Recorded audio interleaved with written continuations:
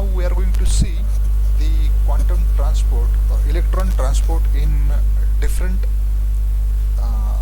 nanostructures. Those nanostructures are quantum wire, quantum well, and quantum dot. If we consider the bulk crystal, the energy levels are given by equation 1, which is equal to pi square h cross square upon twice me, and we need to consider all three dimensions where it is possible that electron may propagate freely in all three directions. And this corresponds, let us consider these levels as kx, ky, and kz, where the value of k is e upon h cross, or root twice m upon h cross,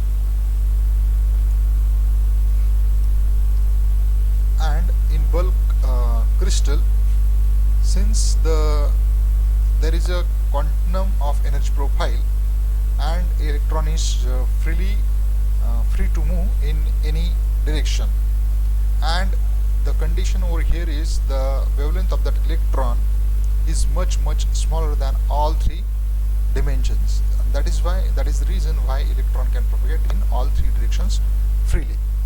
When we quantize one of the direction, say the structure in the structure like shown in figure 2, where one of the dimension x is quantized, in which electron cannot move freely, and the condition is such that the length of x dimension is less than the wavelength of the electron, and the other two dimensions Ly and Lz are greater than the wavelength of the electron, in which the electron is quantized in only one direction, and the equation can be shown like this, which is equal to E nx plus E quantinum, which is continuous in y and z, where the energy levels are quantized in x direction.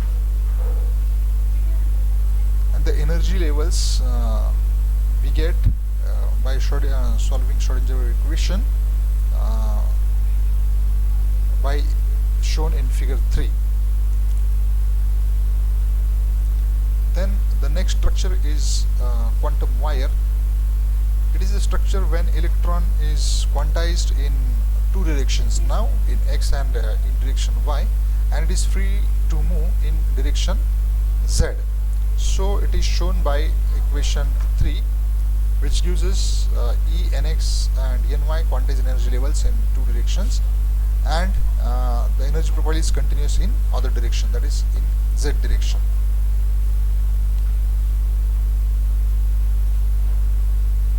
And these are the boundary conditions. By applying those boundary conditions, we can get the probability density function, and putting that probability density function into Schrödinger equation, we get the values of energies for direction x and y, where the electron is confined. The last nanostructure is quantum dot, which is also referred to as zero-dimensional region, where it is a 0D structure and it is a 3D confinement. Going back previously, we can say that when electron is not confined in dimension, which is a 3D structure, is referred to as 0D confinement. When it is a 2D structure, electron is confined only in one direction, it is a 1D confinement. When electron is confined in two dimensions, it is a 1D structure.